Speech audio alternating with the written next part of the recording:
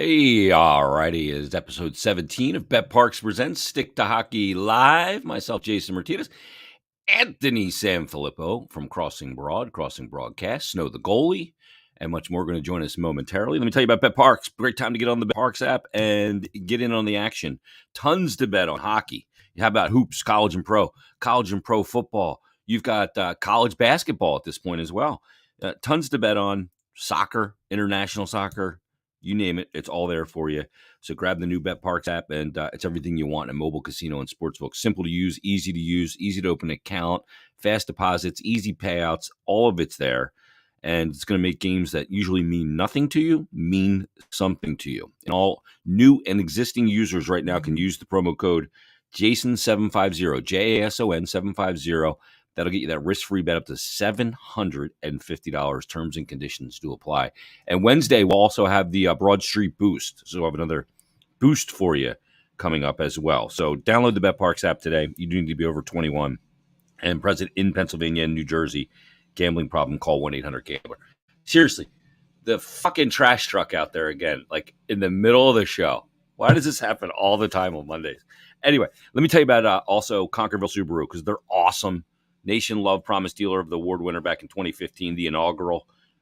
They've got 8 years supporting Nemours Children's Hospital of Delaware. They've continued to adopt the classrooms, 15 classrooms in Marcus Hook Elementary School, donating $500 to each for classroom supplies. They continue the donation of thousands of coats to La Humanidad España in Kennett Square. They've done that for 10 years, and they continue that as well. It's a great time to check out the awesome showroom on Route 202 in Glen Mills, and check out the certified pre-owned inventory and a list of incoming Subaru vehicles.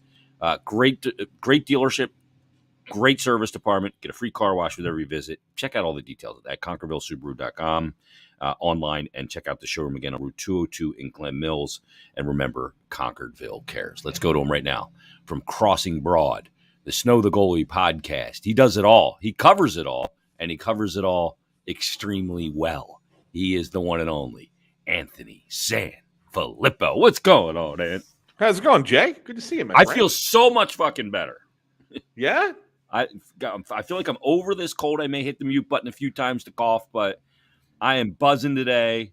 Good. It figures I feel better, and the team is not winning. That's what it is. Well, that's the correlation. Yes. Right? Yeah, feel like shit they're winning. Things are returning to normal, where we all expected them to be. You expect to feel pretty good, and you expect the team to not be great. So, I mean, there we go. We're back to where we're getting back to where everybody thinks things should be. You know, the weird thing about it, Ant, though, is that I think the team has played better hockey over the past week and a half and gotten a worse result than when they were winning games and getting a good result. Yeah. Well, it is it's weird, hockey. but it is. I mean, it's part of the game, right? I mean, so I think what you're seeing happen, where it was earlier, the goalies were just so outstanding, that they masked so many of the mistakes that the players were making in front of them. And now the team's making less mistakes in front of the goalies, but at the same time, you can't expect the goalies to maintain that level. I mean, save percentages in the 950s, I think Carter Hart was at one point. Yeah. I mean, that's just otherworldly. You can't expect, he's going to regress a little bit, right? I mean, even if he's having a better than his normal year, he's still going to come back down from that. And so, like, 920 is an absurd year. 950 is like otherworldly. Right. That's what I'm saying. So, I mean, even in the last 2 games, he gave up 6 goals in his last 2 starts. That's not terrible. I mean, and when you look at those goals, I wouldn't sit there and go, "Oh man, Carter should have had that." I don't think that any one of those 6 goals, I sit there and say, "Well, maybe one." The first Gaudreau goal, he's off angle. Oh, yeah, you're right. Okay, too much. Yep. That's the only one. Okay. So the other 5, really not on him at all. Yep. And so you look at it and say, well, all right, that's not terrible. But keep in mind, he had only allowed 17 goals in the 7 starts before that, right? I mean, so that's just goes to show how great he had been playing. So when you have the goalies just coming back to normal just a little bit, even though the team is playing better, it's going to get you, those results where they're giving up more goals now than maybe they were earlier in the season. Yeah, because there's no margin, because you don't have a team that can outscore mistakes in any way, shape, or form. Right. The funny thing is, before Carter played his 9th game, which I think was on Saturday, he and Jake Ottinger were the top 2 in save percentage in the NHL.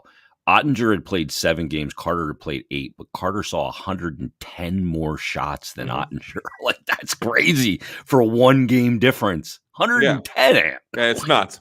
It's nuts. You know, and it's funny, Jamie. You know, every year we talk about the beginning of a hockey season, right? And usually the first month, October, you usually see a lot of high-scoring games. Because the offense is usually ahead of the defense in a system, right? And coaching. And coaching, right? And the goalies need a little bit of time to really kind of ramp up as well. So usually that first month is a lot more high-scoring games, and the Flyers weren't in those. The Flyers, I mean, they had a couple that were a little bit higher than you think, but a lot of the Flyers games were kind of like normal. And so that's what was kind of funny is like, you know, they're not playing like a team that comes out of the gate. I mean, most teams come out of the gate. They're playing like it's 30, 40 games into the season already. And that was a credit to their the shape that they're in. I mean, we know Camp really put these guys in good hockey shape. So that was good, but then at the same time you sit there and said something's got to start to click offensively, because if it doesn't, this is going to start to turn. This worm is going to turn. They can't maintain this. Yeah. And we're starting to see it a little bit now in these last few games. Let me ask you this, Ant, because like you've just said, you know, Carter in particular goalied a lot of teams in the beginning of the season where it was just a stolen win by the goalie, and that's what the position can do.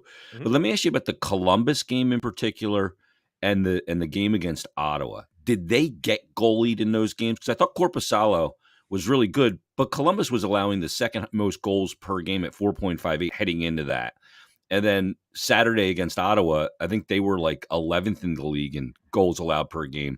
Talbot hadn't played a lot already this year, but he looked really good on Saturday. Did they get goalied, or was that a thing where they made a goalie look like you got goalied? Yeah, I mean, I think that. Well, I think it's a little bit of both. I think Korpisalo, I think, played a much stronger full game than Talbot had to. Even though Talbot had 37 saves or whatever he had.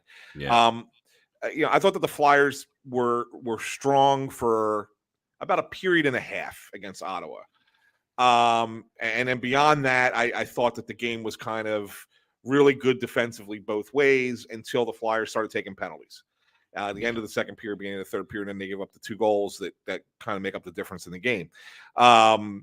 So I think that there was a lot of the Flyers, you know, they got their shots, you know, and they were looking to get shots, but they weren't all high percentage chances, you know, that, and I think that Talbot had a lot more easier saves than Korpisalo did. I think Korpisalo played a better complete game, but the difference between the 2 games is the mistakes the Flyers make in Columbus are turning the puck over at bad times, really just not, you know, giving Columbus great chances that they capitalize on. And in the Ottawa game, it's lack of discipline and then special teams not coming through. Yeah. And then if you push forward even ahead to the Dallas game, which in fairness, I'll be blunt, I didn't watch the whole game. I was not down there yesterday. I couldn't make it down yesterday, but I did see some of it. And what I saw was, again, special teams just not there. I mean, the power play gives up the shorthanded goal, and the power play just looks lost to me right now. I don't know what they're going to do to fix it. I mean, they don't have the offensive talent, but just on finishers. There's nobody there, man. It's just nothing. And it looks like that they're trying to like get Owen Tippett the puck in space and saying, "Hey, kid, shoot." Yeah. But that's beyond that, I don't think there's much else there on the power play. And then penalty kill, although it had been really good to start the year, last few games has just kind of been meh. Mm-hmm. So, I mean, I think, if you really want to look at where the 3 games have gone wrong, I think that's what it is. It's been dumb mistakes, untimely penalties, and now special teams failing them. I mean, that's their 3 straight losses.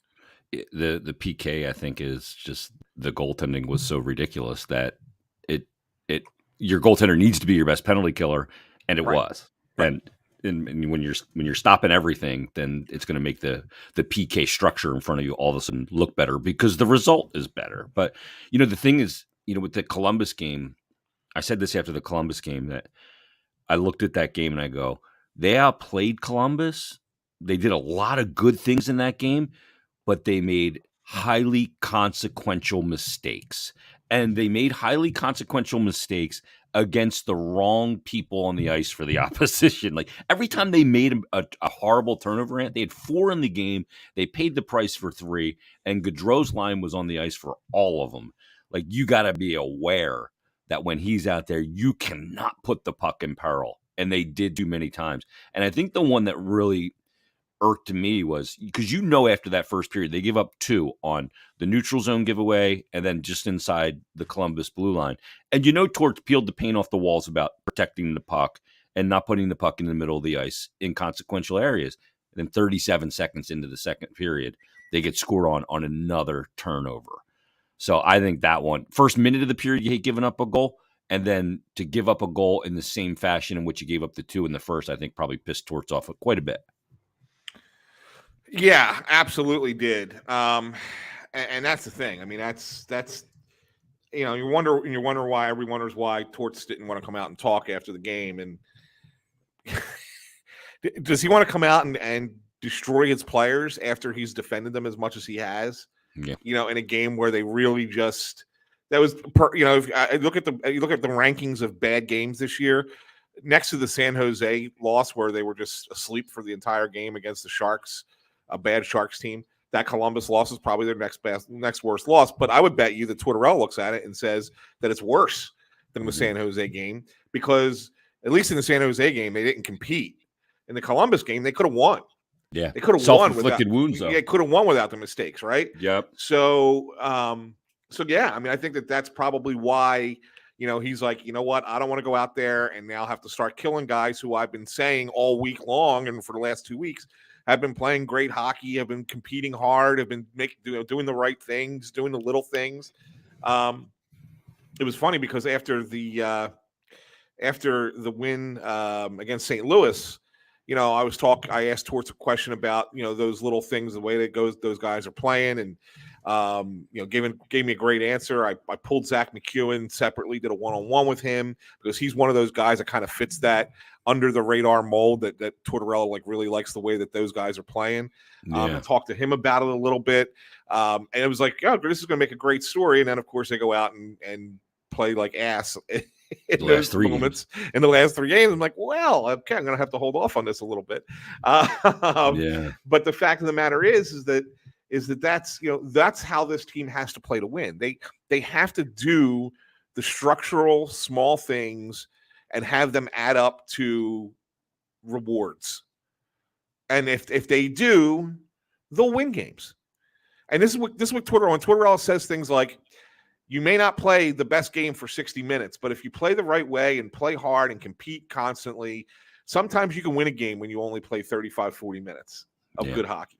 And this is what he's talking about. And so the Flyers have had a couple of those games where they won, where maybe they weren't the better team, or maybe they didn't play a full 60 minutes, but because they stuck with it and just kept doing the things that they had to do, they were able to get results. Right now, they're a little off and they're not getting the results. And so the danger now lies with this team, because we know how fragile it could be, is can it right itself to say, okay, this was just a bad 3-game stretch, or does this blossom into one of those patented, 10-game losing streaks, which they've made famous over the last few years? Yeah. I mean, that's the thing. Like, now I wonder, I think the most fascinating part of this season, Ant, is the mental part of this season, because of the coach, because of the players, and because of the situation.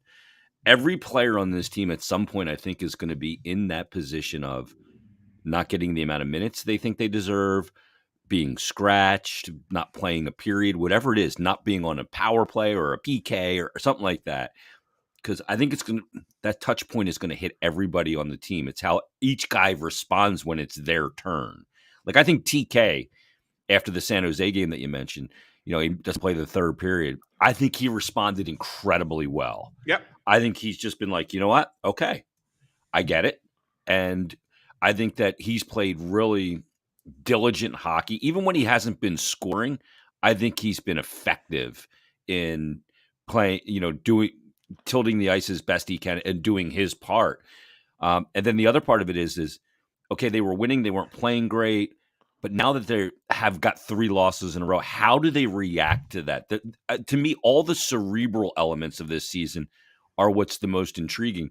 Do you agree with Torzo? He said yesterday after the loss against on Sunday that, it's not – he's like, I'll defend those guys because they're playing hard. And I think they are playing hard. I think we're just running into a situation where you see the lack of high-end talent on the team. Do you agree that they've been playing hard and that's not part of the conversation, where that was the conversation the last couple of years at times? Yeah, I do. I do think that they are playing hard. Again, I got to give the caveat that I didn't see the entirety of Sunday's game against Dallas, and you see a 5-1 final and you think, well, geez, that can't be close. But it seemed like it got away at the end, right? I mean, it was more that, I watched the end of the first period and all the second period is what I saw of the game.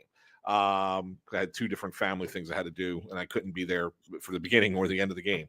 But I didn't think that, from what I saw, I thought that they competed and played hard. You can't. There were issues. I mean, you go 0 for 6 on the power play. You can't go 0 for 6 on the power play. Yeah. I don't care how weak your power play is. You got to get one of those. Yeah. At least one. Right? I mean, come on. I mean, just 1 out of 6. That's not. They did have a power play in the third period that you missed. You should go back and watch it.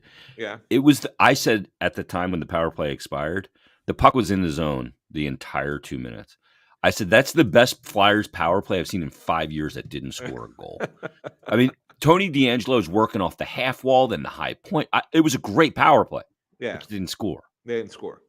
Then they give up 2 power play goals and they give up a shorty, right? A shorty, so, yeah. So I mean, that's the game. I mean, and then of course, as think about how fortunate we've been to watch 2 of the best face-off guys over the last decade, right? In Couturier and Giroux, and now all of a sudden they're losing 75% of their face-offs. You ever seen a number like that? You can't lose 75%. 43 to 15. Holy fuck! You can't lose that. You can't, because that possession is so important. The puck is the game, man. I mean, you got to win those. At least some of them. I mean, even if you're behind, even if you're not going to win 55, 60%, if you at least win 40%, 45%, maybe it's a different game. That's crazy. That was nuts too. Brian Smith looked it up. They've never had a face-off game where they've lost that many face-offs. Dallas was it just seemed like, again, watching 30 minutes of the game, 25 minutes of the game, it just seemed like every time there was a stoppage, as soon as it started back up, Dallas had the puck. And you can't keep chasing that game that way. Yeah. I mean, even if it's a tie game, you can't keep chasing the team down and trying to get the puck. You're playing back to back, right? Yeah. You're expending a lot of energy trying to go get the puck and get it and go back 200 feet the other way. It's tough. You got to win those draws. That's draw. I think it's a very underrated statistic to look at, especially when a team has played a lot, because that will dictate just how much more energy you have to expend to get the puck back. Yep. Yeah. I mean, face-off doesn't always determine possession. Some of them are cleanly won back, clear defined possession. But a face-off win also, to me, defines the team that's got the best chance of getting possession. Correct. And winning possession. And it's not just centers, it's wingers and D that got to be ready to go when the pucks drop, because that determines it a lot, because it becomes a 50-50. And look, if you win, I mean, I've never seen a number where a team wins that many. It's almost like you're trying to lose fucking draws. I know, you're right. I mean, that's the thing. And I'm glad you pointed that out, because I don't want to make it seem like it's the 4 guys who are taking the draws that just suck. Because they could tie up the other center and the puck's sitting there in a circle, and one of the other 4 guys has to go get it. Yep. Go get it behind the center and support. Yeah, win that puck, and they didn't. And so that's a thing that's, maybe the team is just tired. Yeah. They had 3 games in 4 days, a little bit of travel, and 5 and 8. Yeah. 5 and 8, a little bit of travel in there. Now they go out on the road again. Maybe this is a road trip that they need. I said that yesterday. I totally agree. I mean, get away from home, let's get out on the road again, just us and just, our little focus group here, and, get it back together again. And because if not, I mean, look, they're 7-6-2. This is a far better record than any of us thought they'd have through 15 games. Yep. Okay. It really is. Even though that's one more loss than win, because I count overtime losses as losses, because that's what the L stands for in OTL. Okay. I don't care what anybody in the NHL will tell me. I hate this stupid loser. The L stands for loss, so it's a loss. Yeah, not winless. Don't give me streak. hockey 500. Give me wins and losses. Enough. That's the thing. I can't. It burns me up that I have to write winless streak as opposed to losing streak. Yeah. Okay. It burns me up that I have to put that because then don't put the fucking L in OTL. Yeah. It's an overtime loss, but it doesn't count as a loss. I hate the NHL for that. It's a loss. It's a loss. If the other team's got more goals on that board when you leave the ice, it's a loss. You lost the game. You lost. That said, you know, you gotta give them credit for being where they are. But it can. Remember last year, at the start of the season, they had an okay record. Same thing. Right around this time is when it started to go to shit. Yeah. Right. Once the sample size starts, water finds its level. Exactly. And it started to go really bad around this time of year. The coach got fired. I think it was early December when they fired. God, it's been so long. He's already going. Names already going. Names already out of my head. You're gonna make me suffer, aren't you, Vino? Oh, AV, yeah. they're gonna make. It's been. I think it was early December when they fired him, right? Yep. And December 13th, I believe. Yeah, and it was. Yeah, this is the time, and so you look at that schedule and you say, okay, I know it's not. I mean, Columbus, you think you're a better team than them? Can you win that game? Yeah. Boston's going to be a tough game Thursday night. We know that. We know that they're a hammer. That's a truck store. That's a truck stop there. That's tough. Yeah. Montreal should be winnable. Should be winnable. Yep. Good environment on a Saturday night, hockey night in Canada, the whole thing. Yeah. Yeah. Again, so I mean, there's some games here coming up. You say, okay, and then even if you look ahead to next week, I mean, even Calgary's been a little bit, less than maybe people thought. Washington's down to start the year, although I still think that they'll rebound. Pittsburgh, holy hell! I mean, I think that collapse is finally going to happen this year. Credit card bill came due with interest. Yeah, we've been waiting for it. Yeah. And then a home and home with the Islanders. I mean, who have been good, but not. It's not a murderer's row. Right. Exactly. But then again, this last week wasn't a murderer's row either with Ottawa. Columbus, St. Louis, yeah. Columbus. Well, St. Louis should be better than they are. I agree, and they're not. And Dallas, I think Dallas is a legit. I think they're a cup contender this year, right? Yeah, they got the goalie, and I think their coach Pete DeBoer does a great job in year one everywhere he goes. Yeah. But I mean, but still, if you look ahead, and I know it's a lot of games in a short period of time, but you're looking at what 8 games in the next 2 weeks. Yeah. Can you go? Can you win 5 of them? Yeah, or even go like 3-3-2, or can you go 4-3-1? If you even still, I mean, if you're doing something like if you're doing 3-3-2, let's say you go 3-3-2, you're still kind of a 500 team after Thanksgiving, and we've always had this conversation too, Jay, at the Black Friday game. If you're in a playoff position on Black Friday, 80%, I think it's like 80% of the time, you make the playoffs. Yep. So and if you're not, you don't.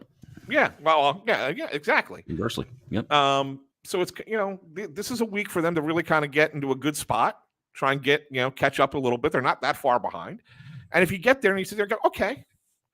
Then after that, maybe we're sitting down there against the Penguins on Black Friday and saying, yeah, you know what? Maybe this team can hang in there for the rest of the season. Maybe get Atkinson back and. Well, that's a question mark. Yeah. I mean, let's talk about that. There's other question marks too of guys that are playing like Ristolainen that I got to talk about too because he has not been good. Yeah. But from the injury standpoint, what's your reporting on the latest on Atkinson and Couturier? So I haven't reported anything on Atkinson yet. I'm about to. So maybe I'll give it a little something here on your show. What I'm hearing is that. It's kind of a conflicting story, but I've finally been able to nail down why I haven't been able to report this is because it's one thing could lead to the other, and that's why I'm getting a conflicting story from multiple people. So his injury is in his shoulder. Believe it's a labrum injury. The Flyers have chosen, and I guess with Atkinson signing off on this. This is, obviously, player makes his own health decisions, but they've chosen to go the route of rest, rehab, physical therapy rather than surgery. Rather than repair. Okay. Yeah, to try and get him back as soon as possible. Mm-hmm. He's now missed a month of the season. Yep. 15 if he's going to come back, you're probably looking at least another couple weeks before he gets to that level. If they don't get to that point within the next couple weeks, then they have to consider repair. Yeah, and if you're talking about repairing a labrum, that's not a short injury for hockey. No, it's longer for hockey than it is any other sport. And again, that's because of the way you shoot the puck and pull your stick back and everything else. Is a lot of stress you put on it. A lot of stress you put on the labrum. It's even, believe it or not, it's almost more than like a pitcher in a lot of ways. I mean, pitchers come at a different angle. They come over the top a little bit, so the tear is a little bit different for a pitcher than it is for a hockey player. Depending on how it was torn, we don't know how it was torn, or if it's actually technically torn, but probably is. You don't miss a month if it's not. Yeah. And so therefore, if it gets to that point where he's not, able to get back, and they say we got to get surgery, then you're missing Atkinson and Couturier pretty much for the season. Yeah, it's unbelievable at that point. Yeah, and Coots, and just to follow up, you asked me about him. Yeah. I mean, they said 3 to 4 months after the second surgery, which, is in line with what I first reported back in September. I'll tell you, unless they're in it, there's no reason for him to come back. No, there's no reason other than maybe, if you feel, and I have to stress this, if you feel 100% certain that he's not going to hurt himself, it's not going to re-injure the back at that point. If it's and let's just predicate this: you can't feel 100%. That's not going to happen. But you know what I mean. I mean, it's like, okay, we're really confident that he's going to go out there and he'll be fine. That another 3 months, 4 months, 5 months off is not going to make a difference. He's going to be the same then that he is now. Yeah. If you want to just get him back out there just to get him some games, because it's been 1.5 years since he played. Yeah, knock it off a little bit. I can see that, but again, it's got to be the exact right circumstance for it.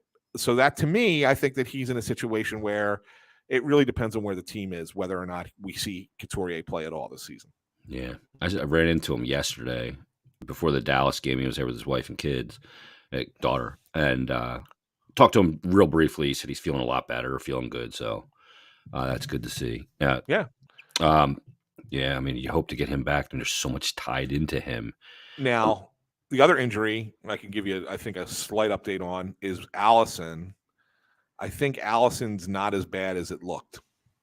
Yeah, it looked horrific. yeah. From what I understand, he left the ice. From what I understand, it's going to be a couple weeks, but it's only going to be a couple weeks. It's not going to be extended. Yeah. So that's good news. Yeah, and he's played pretty well. It's not the injury that I think a lot of people think it is either. So I can't say what it is, but I've been told not to put that one out there. Okay. Yeah. Let me ask you about Ristolainen, because boy, what an erratic start to the season. I don't even want to say erratic, just not a good start.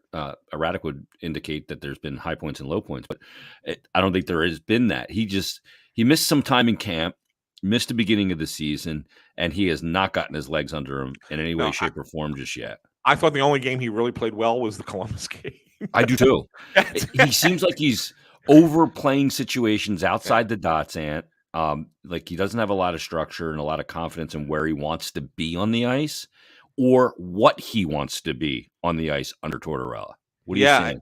Well, and I think that what I liked about him last year, and I know a lot of people didn't like about him, but what I liked about him last year was I really felt that he was comfortable playing with Sanheim, that he liked going out there with the same guy every shift, knowing where he's going to be at all times, and kind of, doing his thing. Yeah. Would he occasionally, go for a hit and take himself out of a play or whatever? Yes.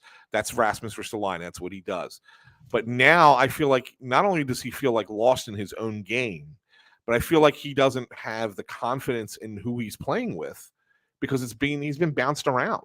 Yeah. He's not with the same guy every shift. And this is kind of more like the Buffalo Ristolainen and not the Ristolainen we saw for stretches last year. And that's not good. That's not good. I mean, I still think that there's something there. I still think that there's a player there that works here, but he's certainly not a guy that has endeared himself to the coach. And as a result, we're getting a very inconsistent version of him and mostly on a third pair. I mean, that kind of money's too much money to be on a third pair. It just is. It's like, I don't know. It's not making any sense to me right now. Let me look this up because Jared messaged and it says with Muzzin on the shelf for the foreseeable future. I don't know if you saw the report on him today. Yeah, not good. Would it be worthwhile for Fletcher to call Dubas about a trade for a D? And he goes, I think Ristolainen will be a likely candidate. Now, when I first read what Jared said there, I thought, well, maybe like Provorov or something like let's go big, let's swing for Marner. Blah blah blah. You're not going to do that right now. That's not going to happen in season. But Ristolainen would bring to them an element that they don't have. Right. A, D, B, a lot of fucking grit and toughness. And because that team needs that bad. And with Muzzin out, they need it even more. Yeah. That's a big loss for the Leafs. Yeah. I mean, maybe you don't, get this tremendous return in that deal. Like you're not getting a Nylander or something like that. Right. But you do get a lot of relief. Well, the question is, can Toronto take it on? Yeah, I guess if you put Muzzin on LTIR, you probably could, right? And then in the offseason, you got to make some kind of moves there with the Nylander or something like that. Yeah, that's the one. That's the one thing with that. The one thing I was told, another thing I was told last week was that, and not that they're actively doing this, but that the Flyers are keeping their eye out there for teams who might suddenly make a forward available. I don't think that they're happy with their group up front. And it's interesting because, again, we're getting a mixed message. We heard the GM talk about how they're going to have all these young players, and these young players are going to play, and they're going to develop, and it's going to be exciting. They're excited to watch them play. I'm excited to see them be a big part of the action. And then Tortorella's had pretty much a short leash with almost every young forward on his team, with the exception of like Owen Tippett and Wade Allison when he's been in the lineup. Yeah. And you look at everybody goes me and Meltzer are going back and forth about Morgan Frost, but it's not just him. It's Lushinsky's not really getting much. He just got sent down today. Much ice time, then he gets sent down, right? Yeah. So it's interesting to see. I think that we're getting a different version of the Flyers than even we were told we were going to get. Mm-hmm. And I think it's because Tortorella wants to win. I think he looks at this and says, I can win with some of these guys, but some of these guys need to be playing in the AHL in order for me to do that. And in order for them to get better, they can't be developing at the NHL level. Yeah. So I can't give him the minutes here to do it. Exactly. I mean, Morgan Frost is not a fourth line center. No. And look, I'm not a big Morgan Frost guy. I haven't been. This is not anything new. I'm not sitting here saying, "Oh man, why aren't you giving Morgan Frost a chance?" I think that the Morgan Frost ship sailed last year, in my mind. Although he did play well at the end of the year, I saw more. The more consistent Morgan Frost was the bad Morgan Frost than the good Morgan Frost. Yeah. That being said, I don't know what good he does serving you as a fourth line center. Like either send him down and let him figure it out, or move on. Like there's other. It benefits you more to get him playing well in a higher position in the lineup, either in the AHL or NHL, than it does as a fourth line player, because then you're cutting off your nose to spite your face. I don't know what the purpose is there. Yeah. And then even still, another thing is like, maybe you say he hasn't earned power play time, but okay, fine. But are we expecting, and look, and I think McEwen's a hardworking kid, right? Are we expecting Zach McEwen to score a bunch of goals on the power play? No. Yeah, right. Exactly. Even a guy like Scotty Lawton. He's not on the power play. Even a guy like Scotty. I love Lawton. Great guy, great team guy. Is Scott Lawton a better chance to score on a power play than Morgan Frost? I don't know, man. Yeah. Like I think that if the kid's got skill, offensive skill, don't waste it because he's not quite a quote unquote earned that power play opportunity. Yeah. Try See if you can unlock it by putting him on it. Yeah, maybe that gives him some confidence. Maybe that changes things a little bit. I don't know. And if you're not going to, so to me, if you're not going to play him in a higher role, then he doesn't belong on the roster. Yeah. And if you don't think he belongs on the roster, send him down. So if you're looking at a player to acquire a forward that may be available, there's a guy out in Vancouver that a lot of is scoring a shit ton. Are you talking about Bo Horvat? Yeah, I'm talking about, and he's on an expiring deal. And I just think, like, somebody asked me about him last week, and I said, I love the player because he's a leader, he's center. I was going to bring him up today, Jay. I swear to God, I had a whole thing here because I was looking at it, and I can't believe that he's second in the NHL in goals behind. I mean, everybody talking about McDavid. Right. McDavid's got 15 goals. Bo Horvat's got 13. Yeah, and he's a good leader. All those things. But he's on an expiring deal. You go, are you going to make a trade? Because if you're going to trade for Bo Horvat, you're going to have to go 2023 first round. And to me, that doesn't make any sense to do that when I can go, I'm not giving up anything for him. If I really want him, I'll sign him in the offseason. I'll dump a shitload of money on him. Why give up draft equity in this draft to go get Bo Horvat now? Like, I love the player. I love the idea, but it doesn't make any sense when you're a team that's not, that could be in the fucking lottery. I know you can protect the pick, but geez. Yeah, no, absolutely. I mean, look, I'll tell you, I go way back to when I worked for the team. They sent me on a trip to do a big feature on Anthony Stolarz when he was at with the London Knights. Mm-hmm. And so I spent about 10 days, or I think it was 9 days, as they were going into their playoffs, and just going back and forth from London to, I forget where it was, somewhere in Michigan. I forget what the team was that was in the OHL that was in Michigan at the time. Anyway, just going back and forth and following him around and talking to him and as he's getting prepared for the playoffs, et cetera, et cetera. And they made that long run with him. But he had Bo Horvat on that team. And dude was the man there. Like, I mean, he's a total London fucking night kid. He was the guy. Like, I mean, he ran that locker. He ran that locker room. And it's all Stoll. You talked about it. He said, when I was talking about the team in front of him and everything, he's like, it all goes through Bo. It's all Bo. And he wasn't even the best player on the team, whatever, blah, blah, blah. He was, I mean, everybody knew he was going to be an NHL player. He was going to be a decent draft pick. But there were I forget who else they had on the team that were high-scoring wingers and another high-scoring. So I got to go back and look at that roster. It was so good. But it was all Horvat. And I sat there and said, this is a kid I would love to get in Philly. And now here we are, all these years 10 years later, saying, yeah, would you?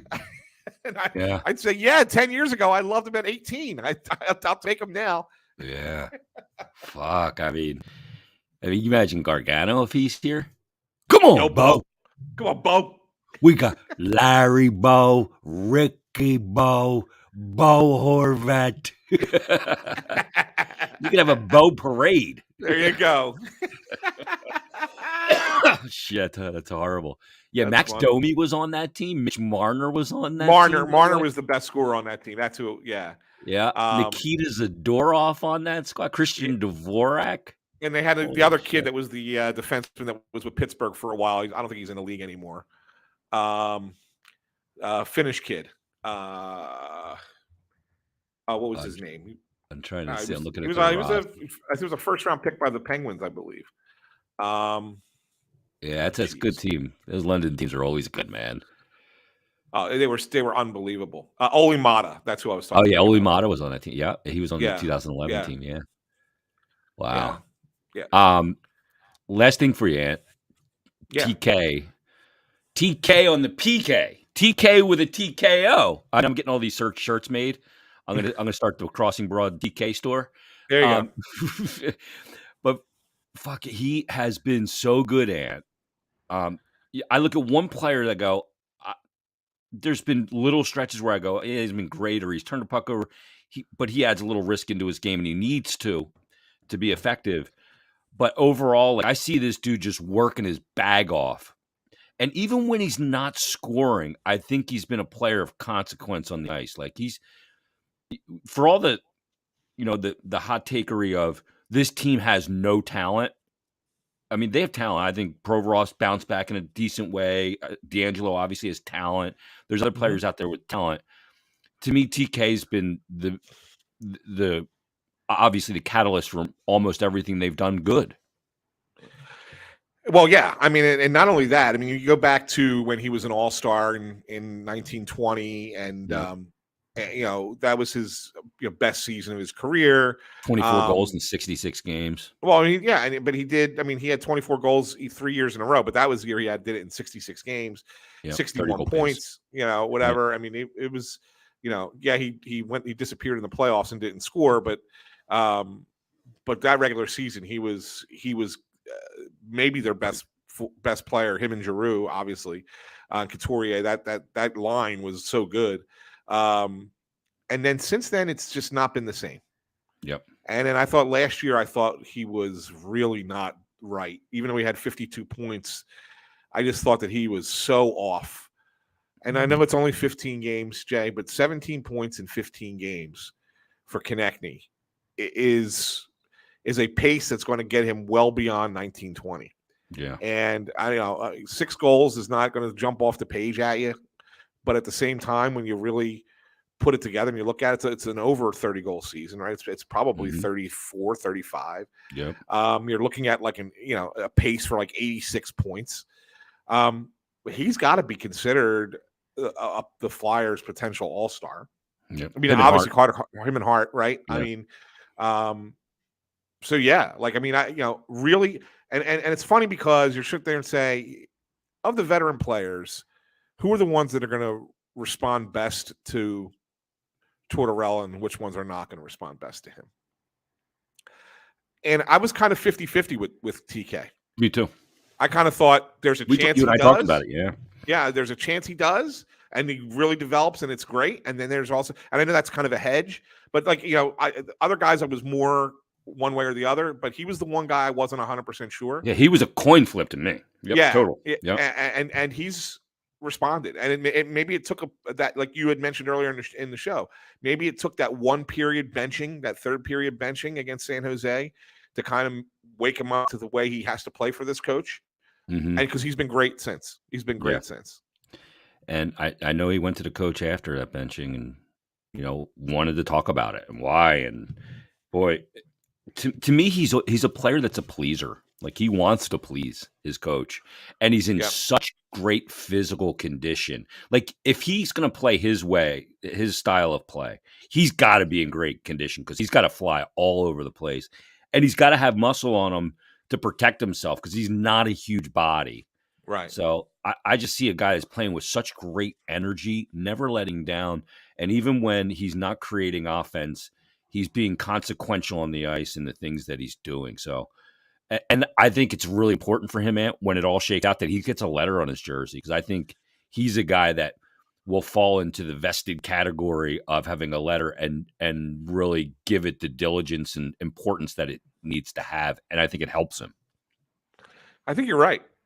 I mean, and that's one of the things I really like about the coach is that he lets the leaders kind of develop under him. Mm-hmm. Who wants to be that guy and who doesn't want to be that guy.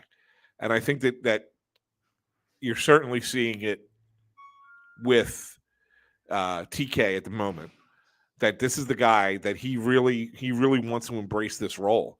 And maybe he wasn't sure if he ever did. Maybe he never looked at himself as that kind of guy, as I'm going to be a leadership type guy, or maybe I'll be like secondary in the leadership group. I think he felt that way when Giroux was here. Now he doesn't feel that way. Yeah, and I think he feels a little bit more emboldened, empowered. Right? Yeah. Yep. Yeah. I think D'Angelo's that way too, Ed. Like, he wants to grab a piece of this leadership too. Well, I think he wants to play. I mean, he likes playing here.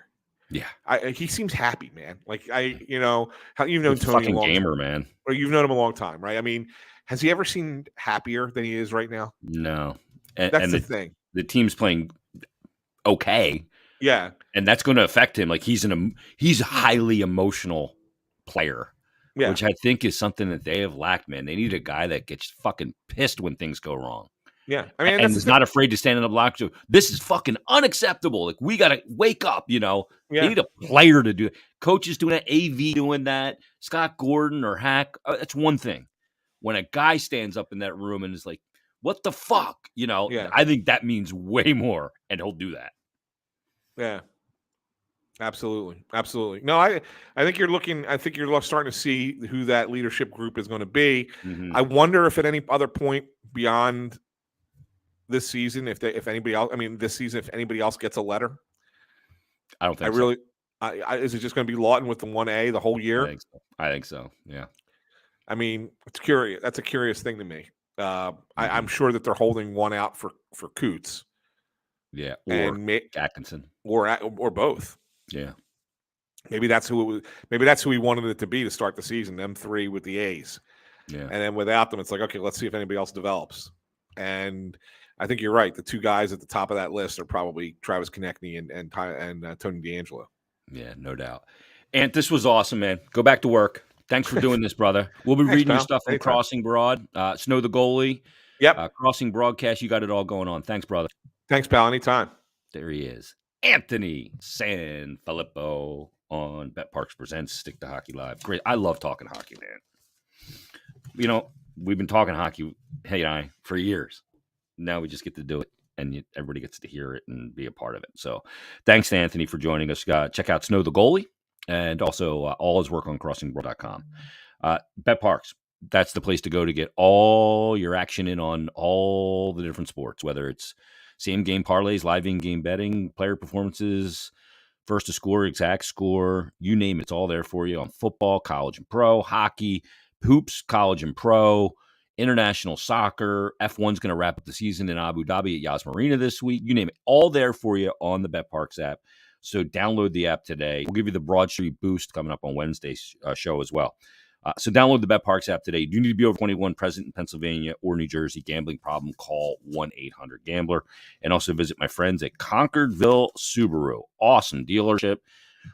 They do so much great work in the community, and it continues to this day. November's a great time to visit Concordville Subaru. Check out the beautiful showroom of Route 202 in Glen Mills. Check out the service department where you get a free car wash with every visit. It is a fantastic dealership. You can see the certified pre-owned inventory there and a list of incoming Subaru vehicles. And like I said, it's a great dealership, more than a dealership, great service department with a free car wash at every visit. So visit ConcordvilleSubaru.com online and check out the showroom on Route 202 in Glen Mills. And remember that Concordville cares. All right, we're back Wednesday. Another brand new episode of Bet Parks Presents Stick to Hockey Live. Everybody have a great day. Enjoy your Monday. Enjoy your hockey. And we'll talk to you coming up in a couple of days.